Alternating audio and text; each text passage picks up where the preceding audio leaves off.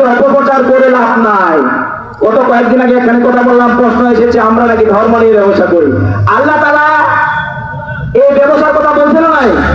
সূরা সূরা আল্লাহ বলে দিয়েছেন, নারায়ে তাকবীর, প্রধান অতিথির আগমন, ইকবাল ভাইয়ের আগমন, নাই সাথে কোনো প্রতীক আছে?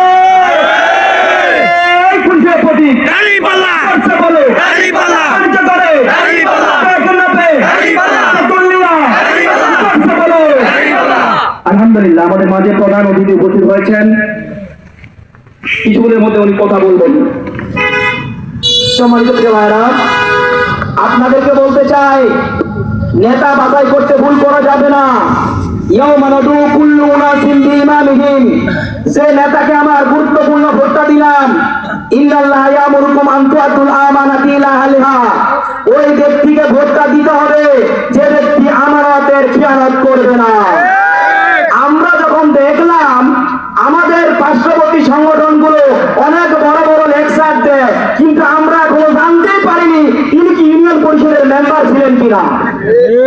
যদি থাকতেন তাহলে আমরা পরীক্ষিত নেতা পাইতাম। কথা বলেন ঠিক কিনা? আমি কি বুঝাতে পারছি? একটা ইউনিয়ন পরিষদের মেম্বার যখন তার ইউপি সদস্য হিসাবে 5টা বছর সততা, যোগ্যতা, সৃজনশীলতা, মননশীলতার সাথে তার যোগ্যতার সাথে ওই ইউনিয়ন পরিষদের ওই মাঠটা পরিচালনা করবে, তখন আমি মনে করব আপনি হলেন একজন সৎ এবং দক্ষ মেম্বার। আমরা একথা স্পষ্ট বলতে পারি, আমাদের পঞ্চগড় এক আসনের যিনি নমিনি, যিনি এমপি প্রার্থী, পঞ্চগড়ের আপনার তেঁতুলিয়া উপজেলার তিনি নির্বাচিত ভাইস চেয়ারম্যান ছিলেন। সততা, যোগ্যতা, সৃজনশীলতা